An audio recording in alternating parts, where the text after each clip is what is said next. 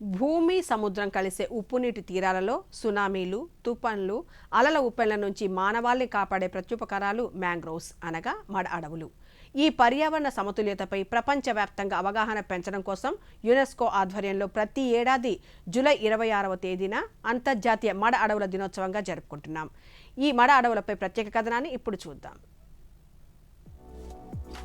ప్రపంచ ఉష్ణమండల అడవులలో మడ అడవులు కేవలం 1% కంటే తక్కువగానే ఉన్నప్పటికీ అవి అందించే పర్యావరణ సేవలు అమూల్యమైనవి.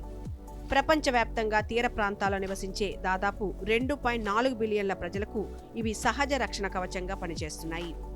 వినాశకరమైన సముద్ర తుఫాన్లు, తీరకోత వరదల నుంచి గ్రామాలను ఇవి కాపాడుతున్నాయి.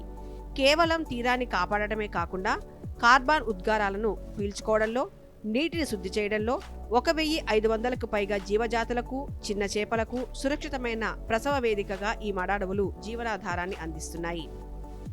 దేశ మడ అడవుల విస్తీర్ణం ప్రస్తుతం దాదాపు 5000 చదరపు కిలోమీటర్లకు చేరుకుంది.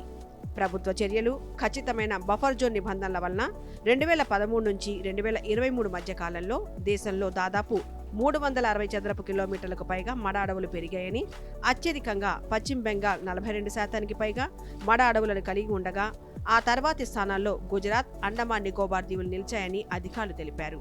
తీర ప్రాంత నివాస స్థలాలను పునరుద్ధరించడం, స్థానికులకు ఆదాయ మార్గాలను చూపడమే లక్ష్యంగా కేంద్ర ప్రభుత్వం 2023లో ప్రవేశపెట్టిన mangrove initiative for shoreline habitats and tangible incomes MISHTI పథకం కింద దేశంలోని 9 రాష్ట్రాలు, 4 కేంద్రపాలిత ప్రాంతాలలో మడ అడవుల పెంపకాన్ని ముమ్మరం చేశారు.